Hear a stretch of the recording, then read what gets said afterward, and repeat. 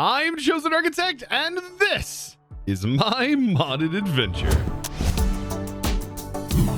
So, in our journey thus far, we have done a lot of stuff, and what I'm holding in my hand might actually give a little bit of a hint as to what today's episode is. Well, of course, the title and the thumbnail, but aside from that, we're going to be diving into occultism, and we're going to be using this effectively to provide ourselves more power for the next episode, which I know I already have all these planned. I know I kind of planned things out, if you didn't already guess. But yes, our power system is, well, using power, but I want to expand on it, and I don't want to just keep using magmators. I want to get into the reactor side of things.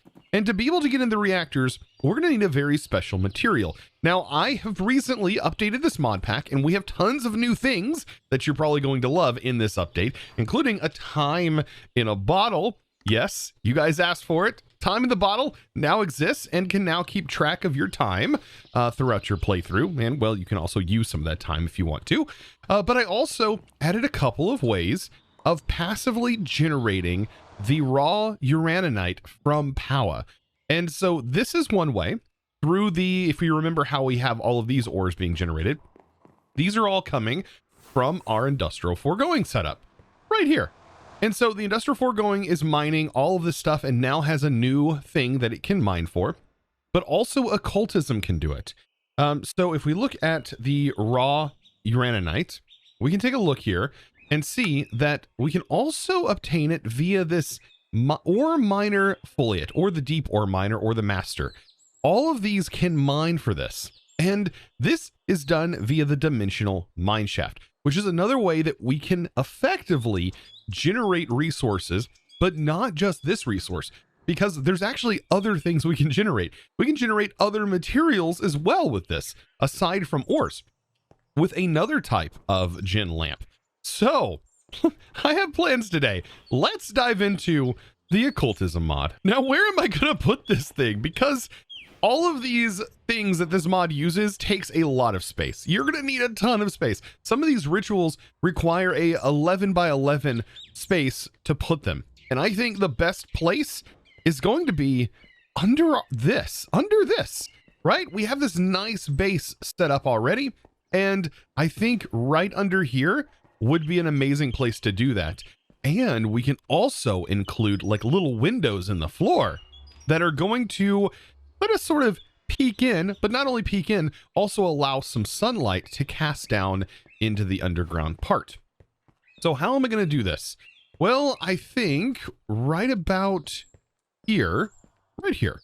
Let's go ahead and call this the bottom section. And I'm going to need a little bit of space for this, but because our cables technically run right here. So let's do a space in between the cables, and then we can go 1, 2, 3, 4, 5, 6, 7. And I think 7 might be perfectly fine. And then what I'm going to do is start expanding in all directions until we get a nice sort of shape. But this is where we're going to get into another new mod that I haven't really played with throughout this entire series, as I've built a lot of things using ours. And that is going to be building gadgets. Now, I sort of feel like I'm diving into my roots here because underground bases were a staple of my vanilla journey when I was first playing Minecraft. I absolutely loved building underground and building these massive, look like underground cave systems that felt like really nice and cozy. Like very reminiscent of like Etho's like underground base system. Except back then I really didn't know who Etho was. That was just what I was doing, and I really enjoyed it. And I want to sort of represent that. So I do want to get a little bit random here, but utilize some of these tools that I have available to me to be able to do that. And underneath this whole area here, I want to kind of get wild with it. And I want to have all of these expansive areas that lead off into where each of these rituals are going to be. Now, to carve some of these areas out, I'm using my boom spell. Yes, the spell that essentially is a projectile explosion AoE spell, and I've limited the AoE a little bit because, well, if you take it up too high, it starts to destroy things in your base. So I've already had to fix a few things because I decided to, well, blow up an area right here, and it ended up cracking a ton of my dirt.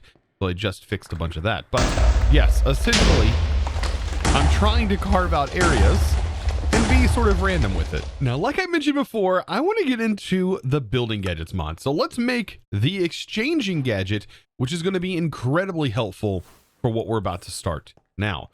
So it does need to charge a little bit. So we'll put a little bit of charge in it. And the cool part about this is we can sort of use this as a tool, in which I do have a keybind assigned to it, by the way. The keybind is assigned to G for me to open up this settings menu. We're going to get into that here shortly. But what we can do is add some different blocks into our inventory. So for example, I want some stone brick. I also want some stone that's in here. Well, actually stone we'll worry about later. But I want some cobblestone. I'll take some cobblestone, probably even some andesite, some gravel, some fun things like that. So all of these things are going to hopefully allow me to customize the look and feel of the inside of this area. As you see, I've carved out this a little bit. It still needs some final touches. Like, it's not perfect just yet, but that's what I'm going to be working on. But the exchanging gadget has this cool mode called grid. And if I expand the grid, and I select a block, for example, let me go ahead and just place this here. And I select this. We can now see that that grid has changed. And I can sort of change this a little bit here. I can make it some different sizes and things like that. We can drop it down to like a 5x5. You can see the grid really starts to change when we do this. And this will allow me to, when I right click, exchange the block, right? So I can run through, and yes, it is going to be sort of this grid grid pattern for right now that I'm placing down. And in the floor, I'll show you how we'll be able to randomize this and make it look a little bit nicer. But if I just kind of go about this as random as I possibly can, not really worrying too much about the specifics of the grid layout, it will end up actually looking pretty natural by the end of it. So now that I've laid down the first layer, let's like expand this, and then we get in here and start changing up some of the grid. Right? And so this will end up making it look a little bit more natural, having these different patterns go on. But yeah, and then let's say I want some andesite, right? So I can just start randomly placing some andesite down in this grid pattern. And eventually this will look very checkerboardy, and well, that's not really what I'm going for. Not checkerboardy. It'll look pretty random, as if we specifically wanted these things to be laid out into the floor. But I want to really do this to the wall. That's essentially what I want to do, is in the walls, I want to make them look a little bit more natural. And this is going to definitely help with that. Also, I think on the ceiling, if I switch this over to surface mode, I want to essentially turn all of the top layer here of dirt into stone to make everything sort of fit better when we start to decorate more of the interior parts. Now, at this point, you're probably wondering, Chosen, where's the occultism? Believe me, we'll get into it in just a moment. But I'm still sort of decorating the interior part of this area. And I just gathered some of these silver birch leaves from the biome that's right behind me. And I think these are going to look beautiful. Now, I want to get into occultism because there's some special logs from occultism that have this really dark color. And I'm like, you know what? That would look really good under here and almost look like some supports. And so let's get into the first little bit of occultism. Now, some of the things that we're going to need for this is going to be some farmland. And we're going to place down this Demon's Dream seed and then, well, bone mill it. And we should get some Demon's Fruit. Now, if you remember early on in our series, over here was a special occultism area. Now, this isn't the only place that you can find occultism logs, but you may stumble upon these little areas underground. And these are pretty darn cool. These are all filled with occultism logs, but you can't harvest them correctly until you've eaten one of these demon fruit and you are granted the third eye. Now, it's not a guarantee you're going to see it every time, but now that we can see this, we should be able to actively harvest these logs. And when we get them, notice this says Minecraft log. We should be able to, if we harvest them normally, actually get that fruit again. Maybe if you harvest them with, without using your tool, you won't get the right log. Yeah, there we go. So if you, yeah, apparently if you silk touch them, with the spell book, you won't get the appropriate logs. So you will need to go about it this way. But yes, that demon fruit. We should also be able to get very special saplings from this as well. And then once we have the saplings, then we can just grow these trees in that way. But yes, this is the lock. It's very odd that you can't use the R's for this, because if you just harvest this log, you're going to get regular Minecraft oak logs. But yes, we are going to need several of these for right now, and we'll have that demon fruit. Now, that third eye effect is not the only way that you can go about getting this otherworldly log, because we should be able to get it in other ways by taking a sapling, a regular oak sapling, and we can toss it into a spirit fire, and we're going to get an occultism oak sapling in that way.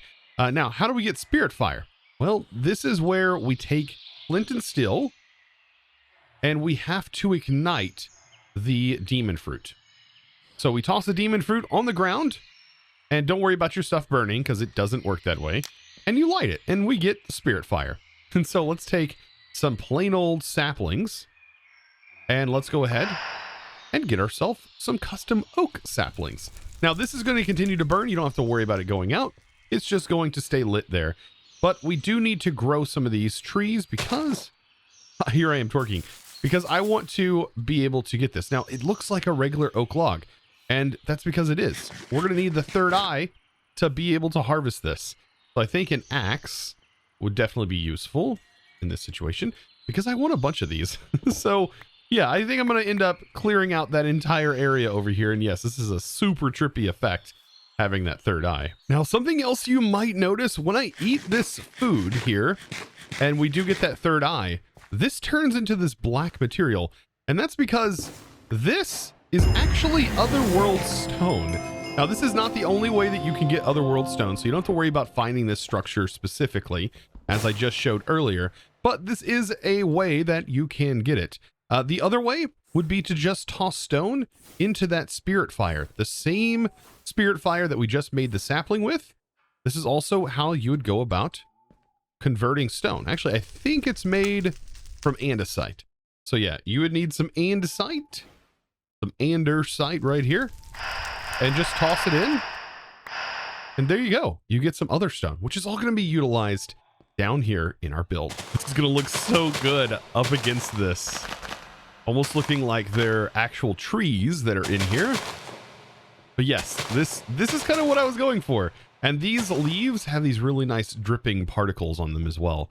Oh, this is going to be very fitting in here. One thing I should note, to be able to get these leaves from regions unexplored, you do need to use Silk Touch in order to obtain them. That is, I don't know if that's intended on their end. I'm going to ask them if that was actually, is that how it's supposed to be to be able to harvest these? Because a lot of the stuff actually requires Silk Touch from their mod. Man, I tell you what, this is looking so good. I finished a little bit more of the detail, but we're about to dive into the ritual making. And this is where these areas are sort of meant to exist.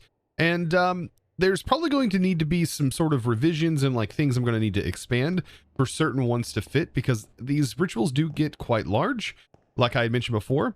But I think overall this is going to work out really well. And this also is perfect timing, because occultism works really well with the time in the bottle, because the only unfortunate part about occultism is that, and the hard part in my opinion, is not that it's hard, it's just that some of them take a really long time, and it just feels like an absurdly long time for some of these rituals to finish, with like no requirements, just time that it takes. So hopefully the time in the bottle will help accelerate that, and I'll show you how that's going to work here in a moment. Now, inside of our book here, which is going to explain everything you really need to know about occultism, is one of the first things we're going to need to do is start our chalk production.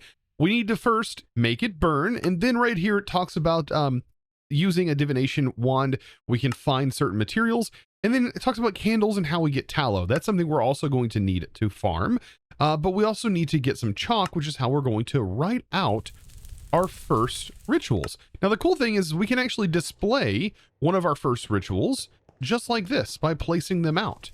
And I think this might be enough room here for this ritual. If it's not, like I said, we'll end up moving some things around to make sure it does fit.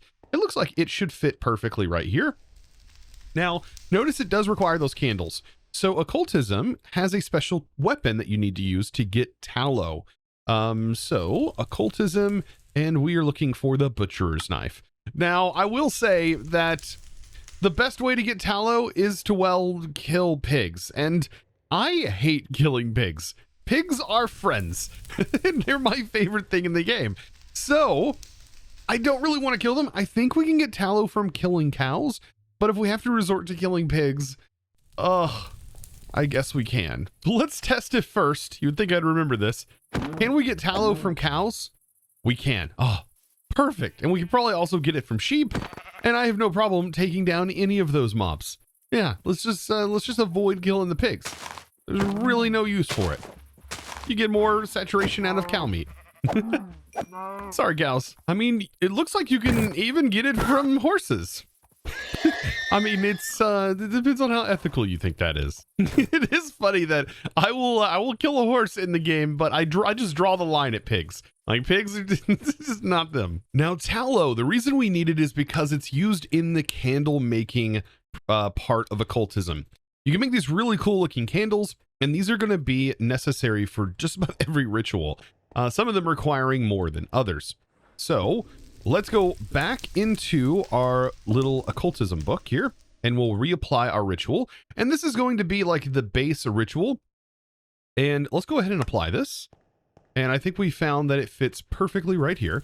And we'll notice that the corners here get candles. You can also use vanilla candles as well. So like regular candles from vanilla Minecraft. But these look just so much better. And you can also light them. They don't have to be lit. Actually, can you light them? It doesn't appear like it. Maybe they're lit by default. They are giving off light, so they just don't have a little flame on them with the shaders, and it might be a shader thing.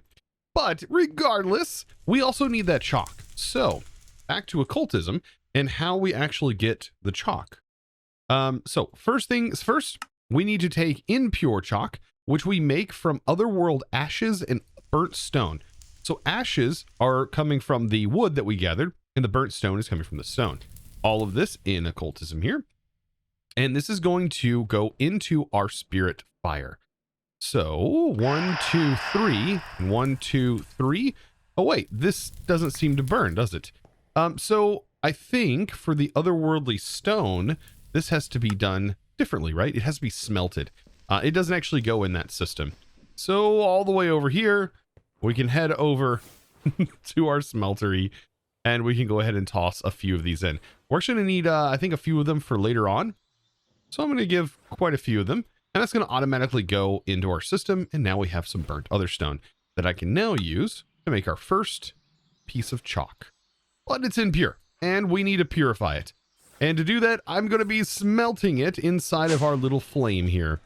And so we just toss this in, and now we have our first piece of white chalk. And we're going to be able to now scribe or write down with the chalk on these little platforms here. And now we have just about a completed ritual, but we're missing our sacrificial bowl. And that's a pretty important part. So the sacrificial bowl is going to cost a little bit of gold, and we're also need regular bowls. So where are they at? They're down here. Okay. So sacrificial bowls are made like so, but here is the golden sacrificial, which goes in the middle. Now, as soon as we put this, it's complete and it's done. But we are still missing a few things that we're going to need. Specifically, we are going to need more of the sacrificial bowls for each of these individual little recipes here. And the sacrificial bowls are going to go on the outside, and we're going to see that in a moment when we make our first ritual. So it talks about where you can place these sacrificial bowls, and you can see they can be placed inside and all kinds of different places, which is pretty cool. You can place them on the outside, and but they need to be pretty close, right? So they need to be within a certain range. It looks like 8, right? Within the central. And this is the first thing we're going to make. So we are going to be making our first demon. And it's going to be a crusher demon, a foliate, and we need to make it with this book. And we need raw silver, iron, gold, and copper, all in their raw forms. And I'm pretty sure we have all that. So there's the raw silver, there's the raw copper, raw gold, and I believe it was raw iron, right? So all of those are going to need a sacrificial bowl. And so let's just go ahead and place them right here. And that works just fine. And so we can click these onto the sacrificial bowl. And all of our rituals are going to sort of work this way. So those are on there. And then we need that book, right? And that's the confusing part, is how do you get that bound book from Occultism? It's just a basic book that's a foliate, which is the first one here on the list that it said to do. But you're going to need some ink, which is going to be black dye. And that's going to get converted into ink inside of our soul flame. Let's go ahead and just make a bunch of them. Perfect. We can just toss them all in. And then we're going to combine this. We're going to combine this with some white dye and a bound book, right? A book and quill. We're going to need several books and quills. So I'm going to go ahead and make a couple. And there we go. So we have that, but it's not bound yet. So to do that, we have to combine it with the Dictionary of Spirits. And then that is going to basically put the soul in it, I guess. Pretty sure that's how this works. It's a very interesting mechanic and all based off of some very interesting lore. But now that we have this, to activate this ritual, we just need to place it on here. And it has already started. So these little particles that you see have started, but if you wanted to speed this up and you have the time in the bottle, you can shift and then right click on the middle here, and that will speed it up. Of course, the more you put into it, the faster it will go, because this just takes some time. It takes time consuming this. Nothing else. It's not using any kind of aura or anything like that. It's just simply going to take some time. And then as soon as it's done, look at that. We have ourselves a Crusher Demon. And it does have an interface that we should be able to interact with, right? So if we shift right click on it, you can see it is a slow crusher, and it will crush ores and all kinds of different stuff. But to progress through Occultism, to be able to make the upgraded areas, right? The upgraded chalk, which is what we're going to need for the higher tier rituals, which is what we're working towards. We are going to need to feed that demon some very specific materials. One of them being obsidian, right? It's going to need obsidian, and it's going to need to crush that, but it's also going to need instone. So these are the two things that you want this thing to crush first. So first off, let's go ahead and give it some of these. You can also toss it onto the guy. So if you toss it at him, it will put it in its inventory, which is pretty cool, and is also kind of a way that you can automate it later on. There's also a mod in here that is in the pack that allows you to put these in jars. And I kind of want to test that out, but I think the higher tier ones would be much better. But you can put them in jars from ours. And supposedly they work the same way. But they're inside of a containment jar, so they're not like moving about all over the place. Because when this guy finishes crushing the item, it's going to just drop it on the ground.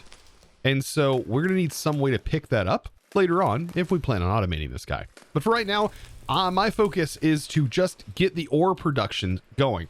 So that's going to require jumping into several different recipes that are built exactly the same way as this. However, we do need to upgrade to at least a certain tier, and there's a couple of rituals that are required in order to get there. Now, in this particular case, I am trying to progress basically up into these magical lamps and into the miners. Now, to do this, we are going to have to go through just about every little thing that is needed and required in order to get into Occultism. And that means we need to find a very particular ore in the nether, and we're going to have to mine it with a particular pick. And to get and be able to find these in the nether, we need to be able to see with that third eye effect. And that's going to require its own ritual just to get these otherworld goggles, which will allow us to see into that plane that these demons can see in. So to make this, I'm going to need gold chalk, basically. And this comes down to, yes, we are going to need chalk of different tiers. And that means we are going to need the base chalk and all of that other stuff. So yes, that means I'm going to need some more of this just to toss in. Now I have enough to be able to make impure gold chalk. At least I thought I did. One more. There we go. So impure gold or impure chalk with some gold and glowstone makes the gold version. And now we can combine that with our white chalk. And we just fill out this same pattern that it is described in the book. And it's so nice that it gives us this template. because that makes it so easy to be able to put these together. And yes, again, candles for just about everything. So just be prepared to make some candles, as you're going to need it in several sacrificial bowls. Now, this is our first introduction to the spirit attuned gems. And these are going to be used for a lot of crafting further on. And so I need to basically sacrifice some diamonds. I think we have plenty. Yeah, plenty of diamonds. So let's go ahead and toss all of these in. And we should get back spirit attuned gems. And these are going to be basically used for several different crafting recipes, including the pickaxe head that we're going to need to make here in a little bit, but also these lenses. So I'm going to need silver, some silver. I think it's just 2 silver, and this gets all converted. I think even gold. I think it's like the actual version. So thankfully JEI does show you the recipes, which is pretty nice. So yeah, we just need to take the 2 silver, 1 gold on these plates with the lenses, and then 1 piece of gold. And then we're going to do the same process that we did earlier with making this book, right? And so that's going to be probably the most painful part of all of this. Go ahead and make a bunch of dye. Is you're going to have to remake this book over and over again, and you're going to have to do the same process over and over again. So with that, it does say we're missing some stuff, right?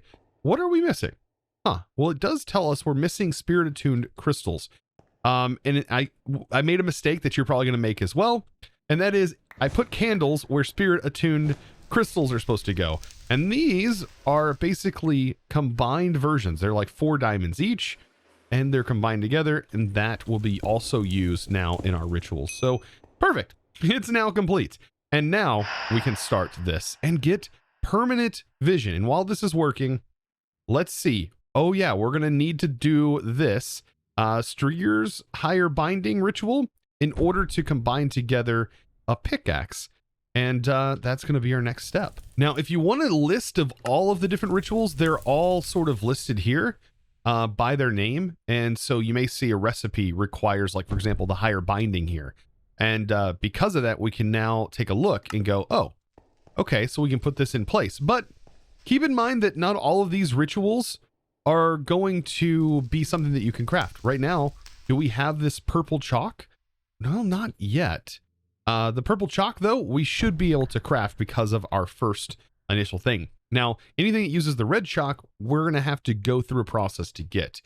Don't know if we need to do it right now, but that is something that we need to keep in mind. So this right here is the next ritual. So I'm going to go ahead and place it in. This is the higher binding.